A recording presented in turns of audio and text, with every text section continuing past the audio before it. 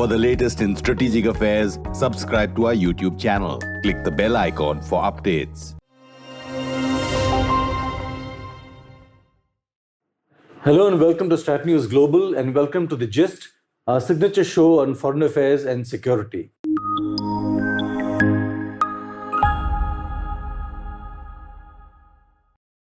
I'm Surya Gangadharan, and today we are targeting the Indus Waters Treaty.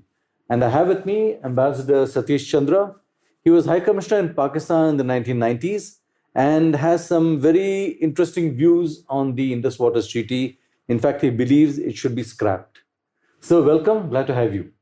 Good to be here, Surya. Good to seeing you again and good to be with you on Strat News. Thank you, sir. And so let's get down right to the pointed issue.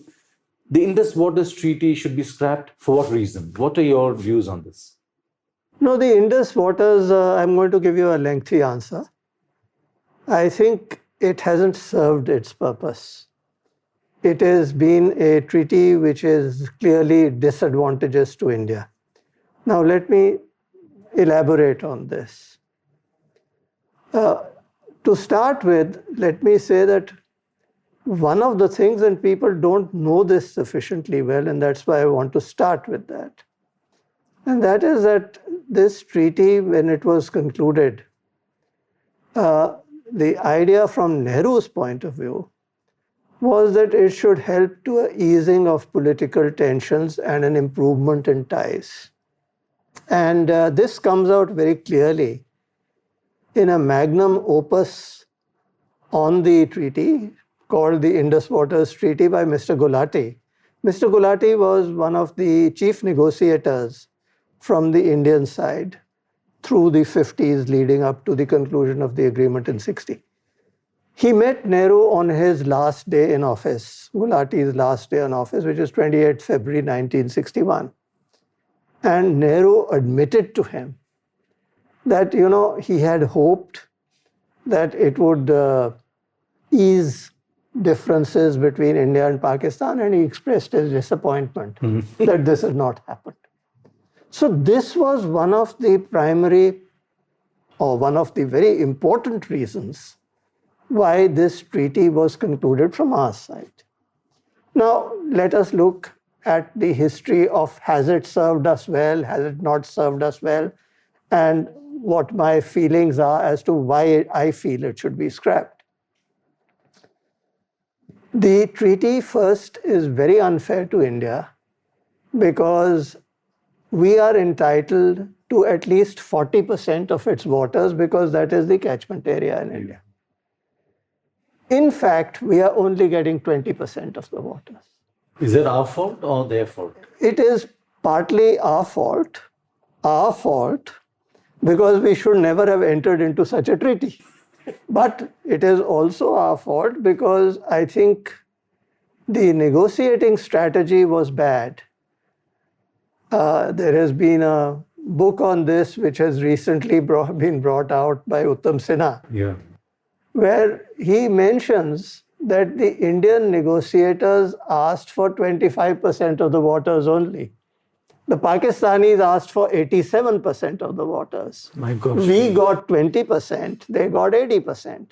But the negotiating strategy from our side, in terms of the demand for the waters, was wrong. And I suspect, I have no means of knowing this, but certainly there was must have been quite a lot of political pressures because Mr. Nehru was keen on this. So there was this aspect of it.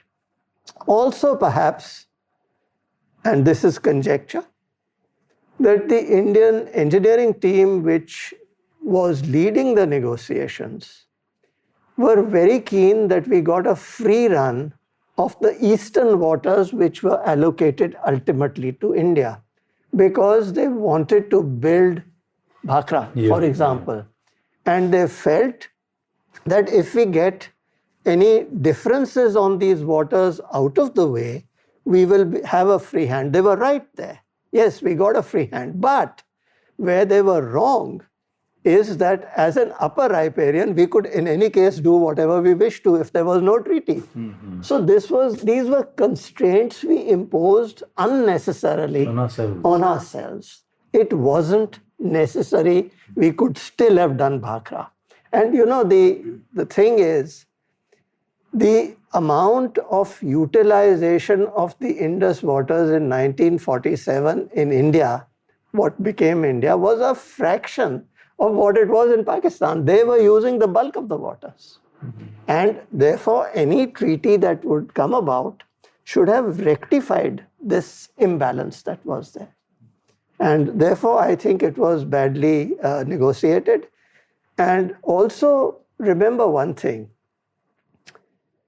For the first 2 or 3 years, during the negotiating process, that's in the early 50s, the deal was that we will look at the optimum development of the entire basin. Not as a division, but the World Bank, which was facilitating this exercise, they realized very soon that India and Pakistan could not come to any agreement on anything. And therefore, they thought about this division. Now, here is where we should have dug in our heels and said, if there is going to be a division of waters, India must be allowed at least 40% of the waters. Pakistan can get the 60%. But if you like, I can elaborate. It's not just the fact that we got far less of the waters than was our due, but also it has led to many, many other problems for us in terms of exploitation of the waters, because the treaty has been so negotiated that any projects that we undertake upstream, Pakistan is able to stymie it. Or delay it. Delay it. Yes. And this has happened consistently, and I'll give you, there are any number of examples, but let me very quickly tell you of 2 or 3 which are striking. One of them is the Tulbul navigation project. This is a project on the Jhelum, just below Srinagar. Now, this particular project was mooted in the 80s. I happen to know it well because I was dealing with this issue when I was Joint Secretary in the ministry. To date, this project has never come about. It is not a storage project. It is purely a navigation project to float timber downstream. And if we could do it, we'd save a lot of money and help the Kashmiri people who live there. But Pakistan has constantly questioned it. Ultimately, we gave it up. Second case in point is Salal hydro project. The Salal project is on the Chenab. And this was conceived of in 64. You know when we actually were able to commission it, and this was due to Pakistani objections, 20 years later in 87. And even when commissioned, they damaged the design so much through interference and obstructions and objections that the project itself has got silted and is now, not in very good shape. Subsequently, in more recent times, projects like Kishanganga on the Jhelum, Baglihar on the Chenab, they have all been delayed. Not only delayed, Pakistan has taken them to arbitration, has taken them to neutral, to international organizations, and it has cost us money and delayed the projects. So, there are 2 systems in vogue. One is you go to arbitration, and then there is also court of arbitration and neutral expert. They've used both devices. And in one particular case, which is, I think, Baglihar, the World Bank has played so badly, it is both with a neutral expert and with the court of arbitration simultaneously, which is the worst possible thing that can happen. And how can the World Bank, how can we trust an organization which engages in this sort of exercise? No, my own view, Surya, is quite honestly that having burnt our fingers with third-party involvement on Kashmir, we should never, never have gone to the World Bank. I mean, call it pressure tactics by the Americans or whatever, I don't know. But the fact is, it was something which we should never have agreed to have allowed the World Bank to get involved in these negotiations. And the negotiations weren't conducted in Delhi or Pakistan. They were in the US, yeah. They were in US for 5 years, 4 years. I mean, not on. Yeah. You mentioned 20% waters that we get. You're referring to the waters flowing into Pakistan? No. You see, all the waters from the Indus rivers flow into Pakistan ultimately and then onto the sea. Now, there are 6 rivers. The eastern rivers, which is the Ravi, Bihas and Satluj. These are the eastern rivers. And the western rivers are Jhelum, Chenab and Indus itself, which the big river also after the Panchnad, it always becomes the Indus. But the point is the water all flows there. Now this division, I think the audience would be interested to hear. What the treaty does is, it says that the waters of the 3 eastern rivers are entirely for India. For India, yeah. And that comes to roughly around 20% of the total flows. 80% is the balanced 3 rivers on the western rivers. They go to Pakistan. Now, our rights are near total on the eastern rivers, except whatever Pakistan is using, and I'll come to that in a bit. On the western rivers, we are allowed some rights, but in respect of all the rivers, if we do anything upstream, A, we have to keep Pakistan informed, B, they can raise an objection, which is settled through the Indus Waters Commission, which is a bilateral entity with their members and our members. And we are supposed to resolve everything within it. If we can't do that, then you go to a neutral expert or a court of arbitration. And that's what drags on. It drags on for decades. So, ये तमाशा चलता रहा है. Now, the tragedy is, Surya, that, and I discovered this in 2000, 2001 or thereabouts, purely by accident. I was in the National Security Council Secretariat, that even the waters of the eastern rivers, we were not utilizing fully. And it was during the standoff with Pakistan that the Indian Army was very much active there, and I got a phone call from the chief one day saying, our engineers want to meet you, can you meet them? I said, what do they, it is about these waters. So I was working on the Indus waters. I said, please send them across. They showed me photographs. 1.3 million acre feet of water are flowing into Pakistan from the eastern rivers. And they showed me the photographs and they said, this is absurd. I said, this is absurd also. And then this matter was escalated to the NSAs during the Vajpayee government and later during the UPA government. And we said that some projects need to be done on it. Some repair work has to be done on it because water was leaking through the gates. To shut off these supplies. We are purely within our rights. No one can object to it. So there was agreement, but the projects took many years. It's now the Modi government which is still doing it. No, they are still doing this. On the western rivers, the story is even worse. On the western rivers, we are entitled to build storages of 3.6 million acre feet. We have done virtually zero. Maybe we have done a little bit recently. Mostly run of the river, I think. But we have done zero. So we can do that. We are allowed to irrigate 1.4 million acres of land. We have done 0.7 so far. So look, when you said whose fault, fault is ours in not fully utilizing even what we are entitled to. Absolutely. And this, I think the Modi government, and credit to the government, around 2016, 17, I know because I was also asked to come into one of the meetings at the NSCS, which was my old office. And I know that they are taking action and have taken a deliberate decision to do maximal utilization within our rights. But you asked me the question, should we scrap it? Yeah. And I say, yes, of course we should scrap it, because I am not content.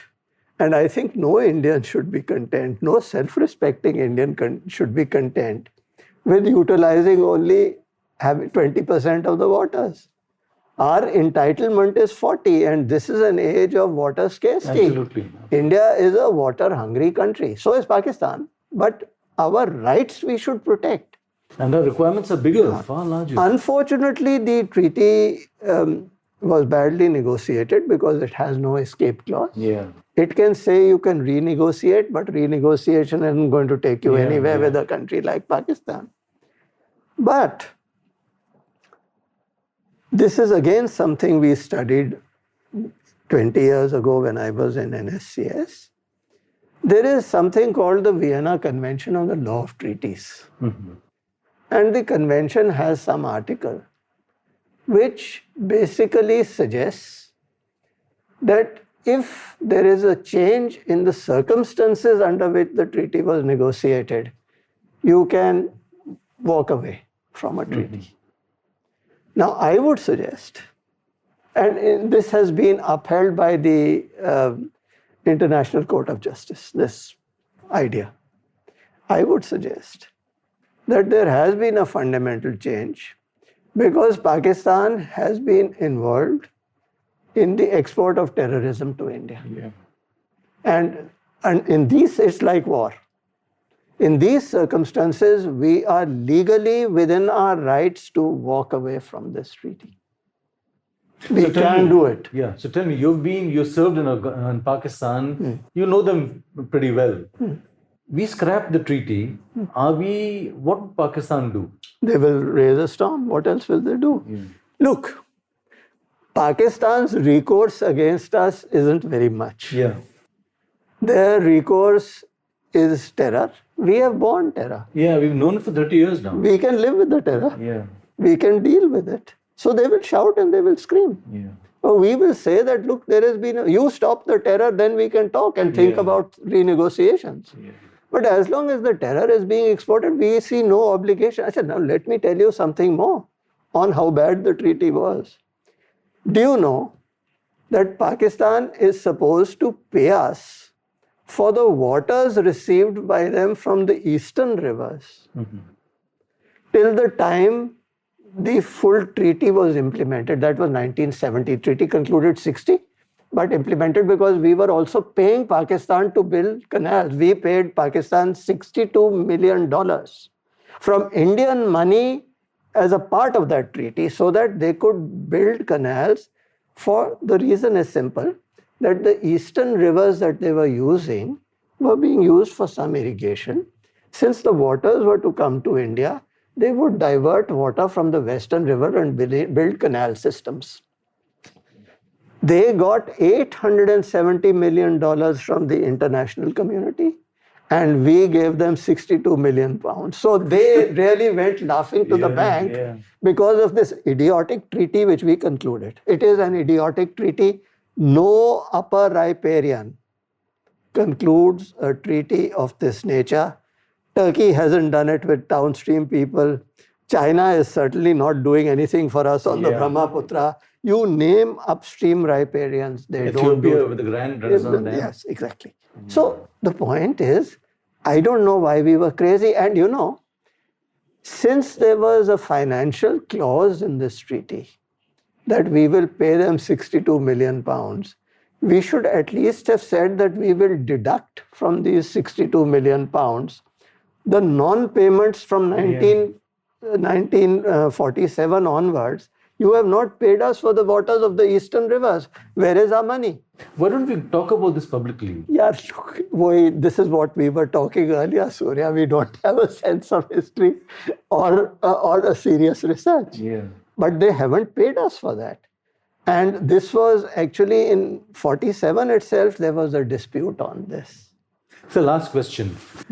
In the event we scrap it, what kind of international... Well, there will be countries who will cry. On the Ethiopian thing also, they'll cry. But what have they done to China? Yeah. Yeah. Yeah. What have they done to China? Yeah. I mean, China has swallowed up, is now building something on the Brahmaputra which will reduce the Brahmaputra flows. Yeah. Certainly.